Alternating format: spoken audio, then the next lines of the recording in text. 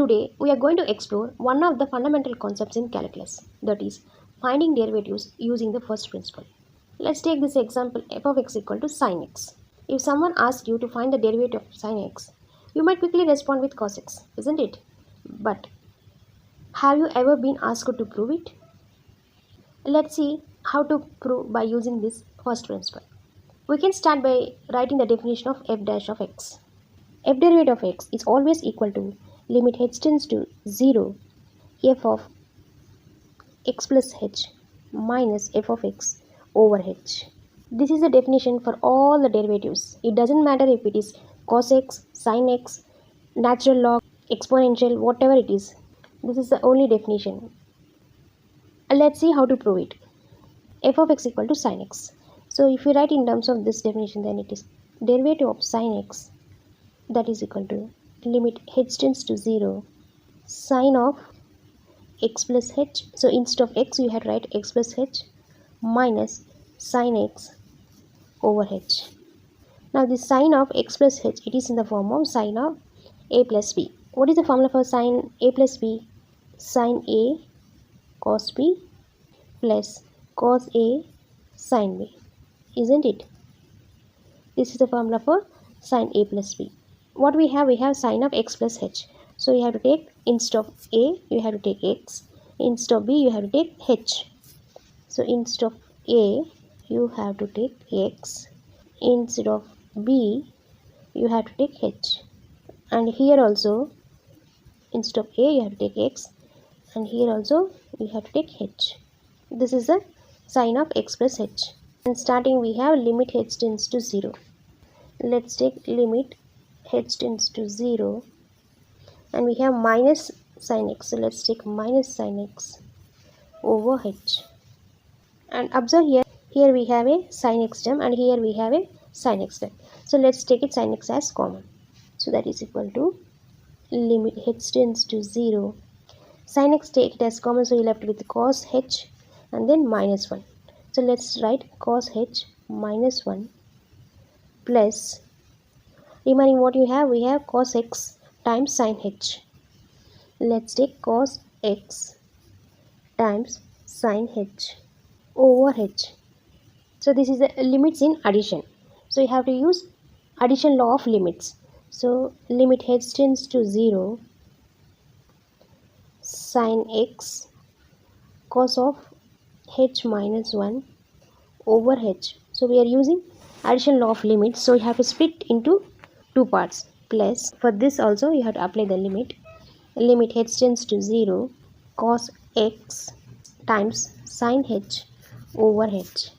Now it is in the form of product. Now you have to apply product of limits. This limit applied for the both functions, that is limit h tends to 0 sin x times limit h tends to 0 cos h minus 1 over h. So this is the first term, and plus here also we have a product form. So we have to write limit h tends to 0 cos x times limit h tends to 0 sin h over h. Now observe only the first term, limit h tends to 0 sin x. Here in sin x we don't have any h, so that's why you just directly write this term as sin x. So the first term is sin x. Now observe this term, limit h tends to 0 cos h minus 1 over h. Now apply h as 0. So cos 0 minus 1 over 0. Cos 0 is nothing but 1 minus 1, which gives 0 only. So this value is 0 plus here we have limit h tends to 0 cos x. Here we don't have any h term, so directly write this as cos x times what we have, limit h tends to 0 sin h over h. The value is 1. So let's write this as 1. Sin x times 0 is nothing but 0 plus cos x times 1, which gives cos x. Hence we proved that derivative of sin x is cos x. We proved this by using first principle. We will see one more example. F of x is square root of x. This f of x we can write it as x raised to the power of 1 by 2, isn't it?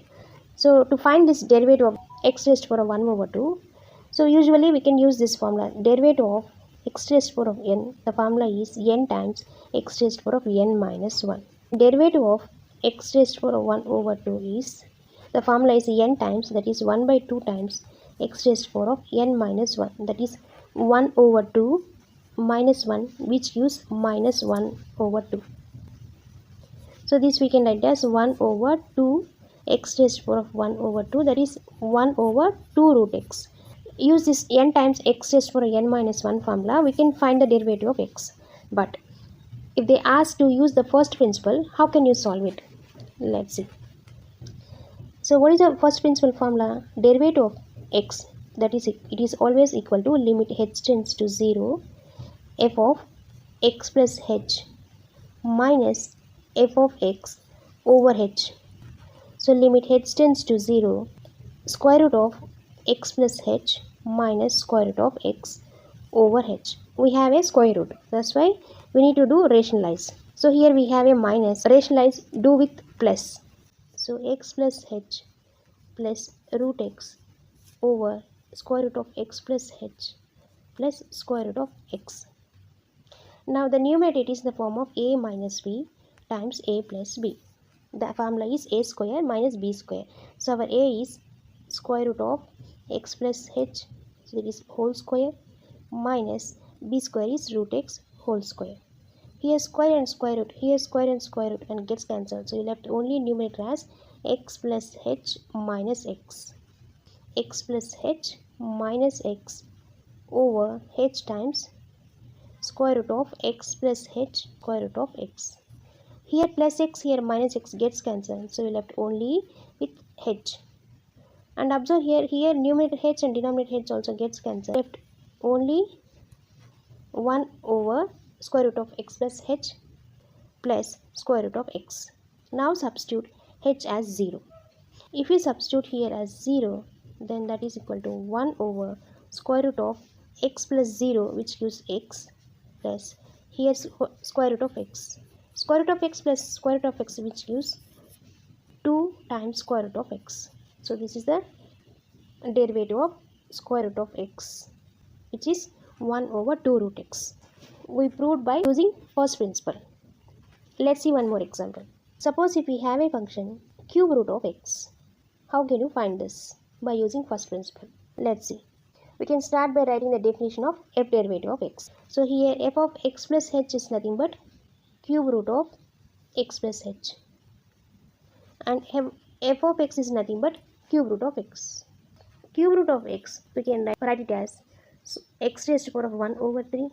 Same like that, here cube root of x, we can write it as whole raised to the power of 1 over 3. And same like that, here also we can write it as whole raised to the power of 1 over 3. Now it is in the form of a minus b. So let's recall cube's formula, that is a cube minus b cube. The formula is a minus b times a power 2 plus ab plus b power 2.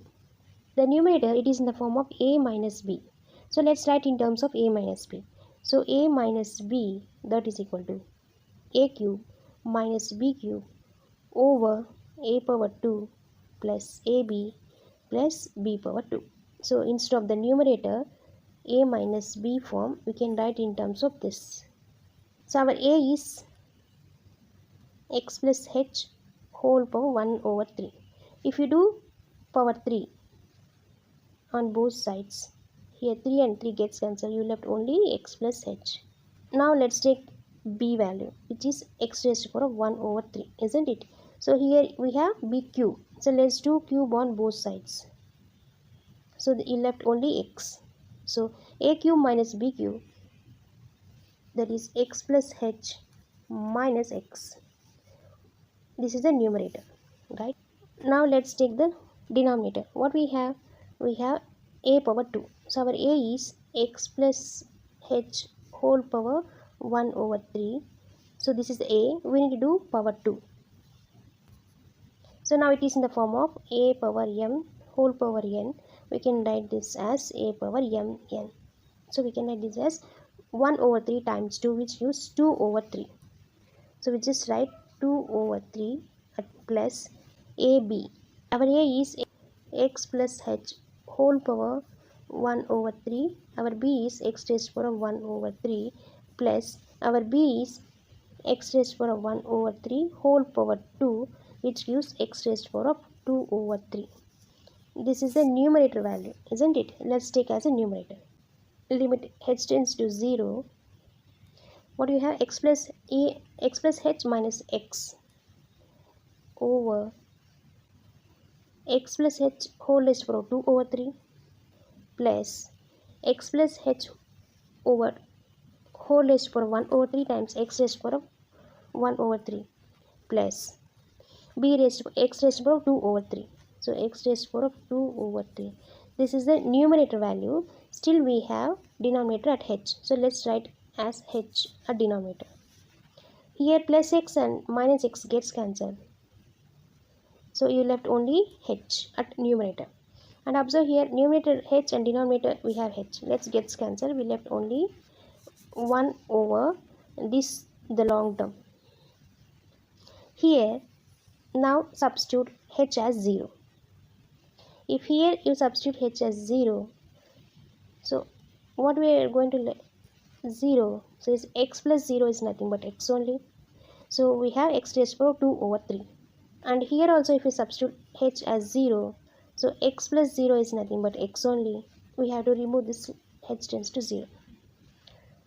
Is equal to 1 over what we have, x raised to the power of 2 over 3 plus x raised to the power of 1 over 3 times x raised to the power of 1 over 3. When bases are same, we can add the exponents. 1 over 3 plus 1 over 3, which gives x raised to the power of 2 over 3. So let's write x raised to the power of 2 over 3 plus the last term is x raised to the power of 2 over 3.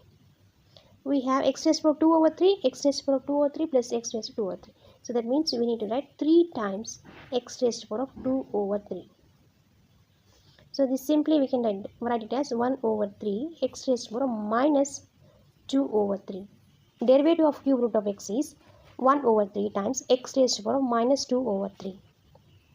I hope you like this content. If you want to learn more about calculus, derivatives and other math concepts, be sure to subscribe my channel. Thank you for watching.